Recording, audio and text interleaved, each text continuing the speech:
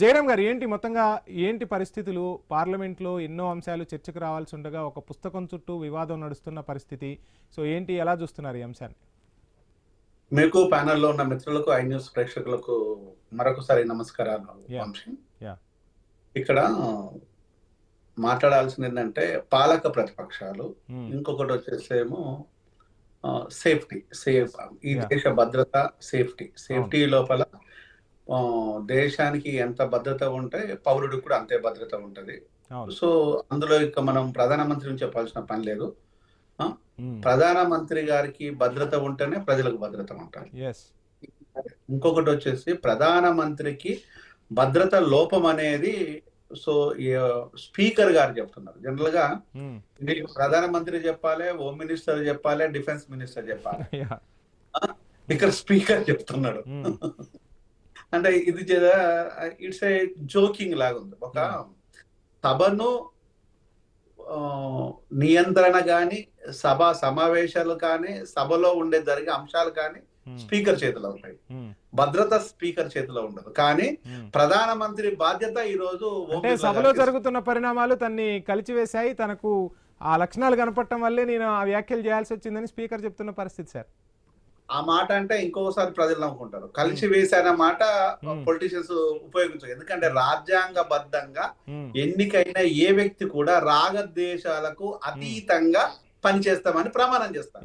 కానీ అక్కడ ఉన్న పరిస్థితులు అలా ఉన్నాయని రాగద్వేషాలు ఇప్పుడు నేను ఒక మెడికల్ డాక్టర్, మీరు అన్నదని నేను చెప్తున్నా. ఒక మెడికల్ డాక్టర్, నేను ఒక చావు బతుకులో ఉన్న పేషెంట్ నా తల్లి అయినా కూడా నేను ఏడుస్తూ కూర్చుంటే ట్రీట్మెంట్ ఇవ్వలేను.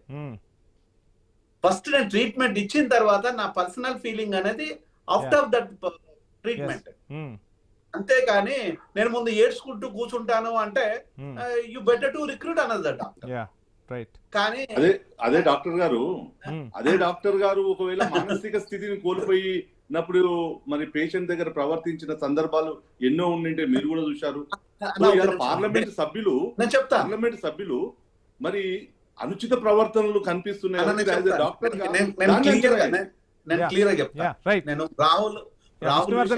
విష్ణువర్ధన్ గారి నుంచి కౌంటర్ వచ్చింది ఇప్పుడు. శ్రీవర్ధన్ రెడ్డి నా నుంచే వచ్చింది. రెడ్డి గారు ఒకటి దీంట్లో జరుగుతున్నది ఏంటంటే, ఇది ఓం బిర్లా గారు ఇక్కడ ఇన్వాల్వ్ అయి మాట్లాడింది. అంటే ఇక్కడ మాట్లాడిన మాట ఆయన ప్రధానమంత్రి సెక్యూరిటీ కాదు, ప్రధానమంత్రిని అవమానించినట్టు, ఈ దేశ రక్షణ వ్యవస్థను అవమానించినట్టు. ఎందుకు అంటున్నానంటే ఇక్కడ ఆయన ఫీలింగ్ విషయం కాదు నేను చెప్పదలుచుకున్నది.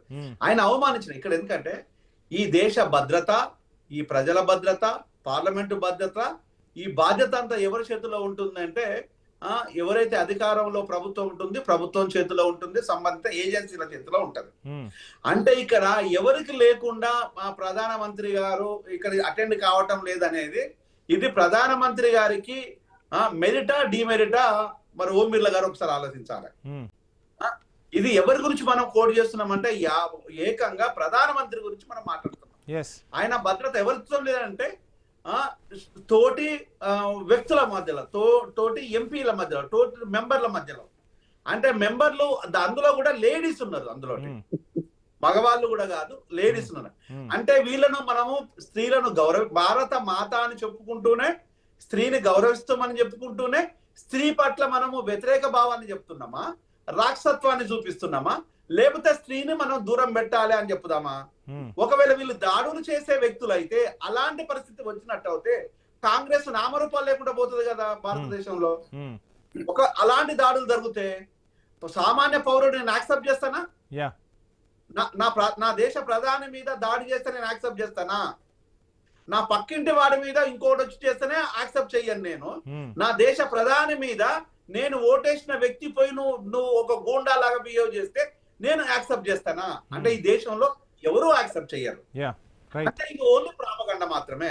నెక్స్ట్ ఇంకొకటి స్త్రీలకు సంబంధించిన విషయంలో స్త్రీలకు గౌరవాన్ని ఇవ్వాలి. బేటీ పడావో బేటీ బచావో అనే మీరే ఒక స్త్రీ ఉన్నత విలువలతోని మీ పార్లమెంట్ సెక్షన్ లో మీ పక్కన కూర్చుంటే వాళ్ళ మీద దాడులు చేస్తే అని ప్రాపగండ చేయడం అనేది Hmm. ఈ రోజు స్త్రీ ఔన్నత్యానికి వంశీ గారు Yeah, నేను yeah. మధ్యలో ఇన్వాల్వ్ అన్న, ఒక్క కావద్దు. యా యా మీ సబ్మిషన్ ఏంటి మీ సబ్మిషన్ ఏంటి యా మీ ఖచ్చితంగా. submission అదే, చెప్పండి. నేను ఏమంటున్నానంటే, యా యా నేను మీ ఎప్పుడో సబ్మిషన్ చెప్పలేదు. ఏంటి జయరామ్ గారు మీరే చెప్పండి, నేను మీరే చెప్పండి. యా జయరామ్ గారు యా, జయరామ్ గారు మహిళలు, జయరామ్ గారు పార్లమెంట్లో జయరామ్ గారు ఉన్న ప్లీజ్ సబ్మిషన్ ప్రతిపక్షంలో తీసుకుందాం. ఉన్నటువంటి మహిళలు అలా- వాళ్ళ కుర్చీలు వదిలిపెట్టి ఒక ప్రధానమంత్రి కుర్చీ దగ్గరికి రావడం అనేది మీరు వీడియోలు చూశారు, ఇవన్నీ చూశారు కదా. ప్రధానమంత్రి ఎందుకు ఈ గారు ప్రవర్తన లేచారు. జరిగిందో మీరు అన్న, ఒక్క డాక్టర్ గారైనా చెప్పండి, జర్నలిస్ట్ గారైనా చెప్పండి. యా, నేను చెప్తాను. నేను ప్రధానమంత్రి లేచారు, వాళ్ళ దగ్గరికి మధ్యలోకి నడిచాను. నేను చాలా క్లియర్ గా గమనించాను. Hmm. కొంత దూరం 2 చైర్లు 3 చైర్లు దాటి నడిచారు, మళ్ళీ వారు వెనక్కొచ్చారు. ఈ కామెంట్ అంతా జరిగింది ఈ షో. ఇదంతా నేను చాలా క్లియర్ గా గమనించాను. Hmm. గమనించాను కాబట్టే మాట్లాడాల్సి వస్తుంది. Hmm. అంతే. నేను చెప్తే నేను అంత బ్లైండ్ గా లేదు. ఎన్ని అడుగులు వేశారన్న విషయాన్ని కూడా నేను చెప్తాను. నేను Hmm. అంటే ఇక్కడ జరుగుతున్న విషయాన్ని ఒక స్త్రీ పట్ల నేను స్త్రీ విషయం మాట్లాడుతున్నాను, కాంగ్రెస్ పార్టీ విషయం కాదు మాట్లాడేది. పార్లమెంటరీ వ్యవస్థ గురించి మాట్లాడుతున్నాను, భారతీయ జనతా పార్టీ గురించి కాదు మాట్లాడేది. ఇది అర్థం చేసుకోవాలి. యా యా ఇక్కడ మనం మాట్లాడుకునే విషయాలు ఏంటంటే ఇక్కడ సో మీరు మాట్లాడుతున్న ప్రతిదీ కూడా అక్కడ విజువల్ మీరు చూడొచ్చు, క్లియర్ కట్ గా కనిపిస్తున్న పరిస్థితి. అదే మీరు చూడండి ఒకసారి అక్కడ Yeah, ఎంత yeah. 3వ వ్యక్తి దాటిన తర్వాత 4వ వ్యక్తి దగ్గర నుంచి Hmm. ప్రధాని గారు వెనక్కి వచ్చారు. Hmm. అంటే ఇక్కడ జరుగుతున్న విషయం ఏంటంటే అంటే భద్రత అనే విషయం లోపల ఇక్కడ ప్రాపగండ జరుగుతున్నది ఏంది? రైట్ ఒకవైపు వచ్చి స్త్రీలను దాడులు చేద్దాం, దాడులు చేసిండ్లు అనుకుందాం, జరగలేదు చేసిండ్లు అనుకుందాం. చేసిన తర్వాత ఇదే ప్రధాన ప్రతిపక్షం వెళ్ళేసి దాడులు చేసే లెక్క అయితే రేపు సామాన్యుల దగ్గర ఓట్లు ఎలా అడుగుతారు? రేపు నిజంగా కనుక మోడీ గారిని టార్గెట్ చేసి దాడులు చేసి మీరు ఎలక్షన్ లోకి పోతే మీకు పుట్టగతులు ఉంటాయా? ఉండవు. ఎవరు దాన్ని యాక్సెప్ట్ చెయ్యరు. రైట్ అంటే రేపు దీన్ని ఎవరైనా యాక్సెప్ట్ చేస్తామా? రేవంత్ అనేక రకమైన బూతులు మాట్లాడుతుంటే దాన్ని నిర్బంధంగా నేను ఖండిస్తూ నువ్వెంత నేనంత నేను మాట్లాడుతున్నాను. నేను కాంగ్రెస్ పార్టీ కాదు. ప్లీజ్ కంక్లూడ్ చేయండి. మనం ఇంకా చాలా మంది గెస్ట్లు ఉన్నారు. నేను వాయిస్ తీసుకోవాలి. రేవంత్ ను ఇక్కడ నేను మాట్లాడుతున్నాను, నాకు ఆ రైట్ ఉంది. నేను రేవంత్ గురించి Please, మాట్లాడాలి. please conclude, జయరామ్ గారు. అంటే ఇక్కడ వీళ్ళు అధికారంలో ఉన్న తర్వాత అధికారాన్ని కాపాడుకోవడం కోసము చెప్పాల్సిన విషయాలు చెప్పకుండా తప్పించుకోవడం కోసము రాష్ట్ర ప్రభుత్వంలో జరుగుతున్నది అదే, కేంద్ర ప్రభుత్వంలో జరుగుతున్నది అదే. అంటే ఇక్కడ రాష్ట్ర ప్రభుత్వంలో జరిగేదాన్ని రావులు దీన్ని కట్టడి ఎందుకు చేయటం లేదు అనేది నా ప్రశ్న. కేంద్ర ప్రభుత్వంలో నుంచి మీరు తప్పించుకోవడం కోసము మీకు ఇస్తాను టైం ఇస్తాను. ప్లీజ్ కంక్లూడ్ జయరామ్ గారు. టాపిక్ డైవర్ట్ అవుతుంది. ప్రభుత్వంలో రాకముందుకు వచ్చేసేమో ప్రజల మనుషులు ప్రభుత్వంలోకి వచ్చిన తర్వాత అహంకారంతో ప్రభుత్వాలు ప్రవర్తిస్తున్నాయి అనేది సామాన్యుడిగా నేను ఫీల్ అవుతున్నాను. రైట్